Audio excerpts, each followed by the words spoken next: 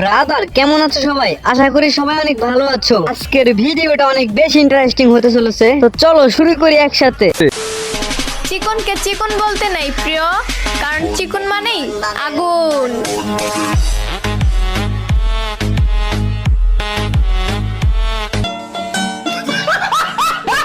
तो चलिए शुरू करते हैं। আজকে রাতের লিংকটা কি দেওয়া যাবে? এতদিনে বুঝলাম আগুন হইতে গেলে এই অবস্থা হয়। দেখে মনে হচ্ছে 4 রাউন্ড হয়েছে। আমার সাদা মনে একটা কালো প্রশ্ন, ওটা ভেঙে যায় না। অনেক পরিশ্রম করছে। এরা দুইজন বাংলাদেশের খাট কাঁপানো প্লেয়ার।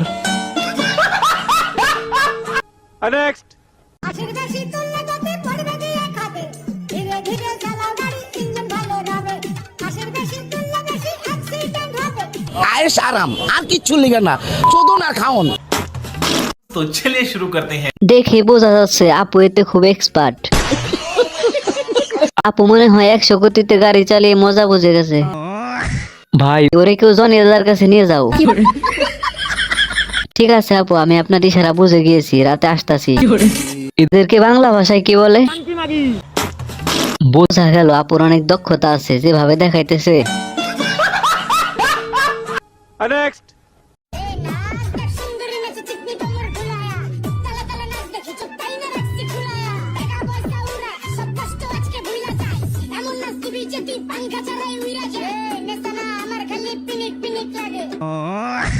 तो चलिए शुरू करते हैं। যতই নাচানাচি করো একদম 100।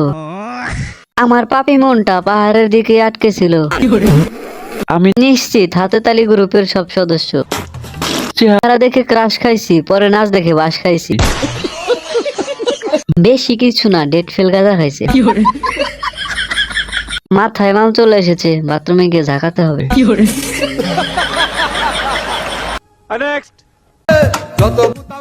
গাইস, তোমরা কি জানো ভালোবাসা মানে কি? ভালোবাসা মানে হচ্ছে জাতীয় খেলা ফকাত ফকাত। तो चलिए शुरू करते हैं। এই খেলার জন্য একটা পার্টনার লাগবে, আপনি কি হবেন আপু? অনেকবার নিছে, অনেক অভিজ্ঞতা আছে। সেটা আপনাকে না দেখলে বুঝতাম না। ভালোবাসা মানে রাতে খাট কাঁপানো। এইসব ভালোবাসা কিছু না, সব হয়েছে মুতার জায়গায় গোতা দেওয়ার ধান্দা। আপু এই খেলাটা আমাকে একটু শিখিয়ে দেবেন?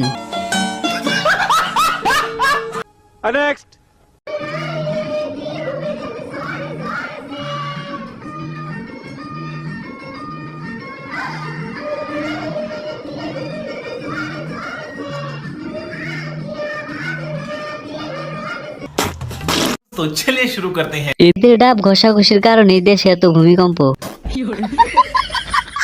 সব ফুল ডাব ব্যবসায়ী। এদের জন্যই হাতের কাজটা থামাইতে পারলাম না।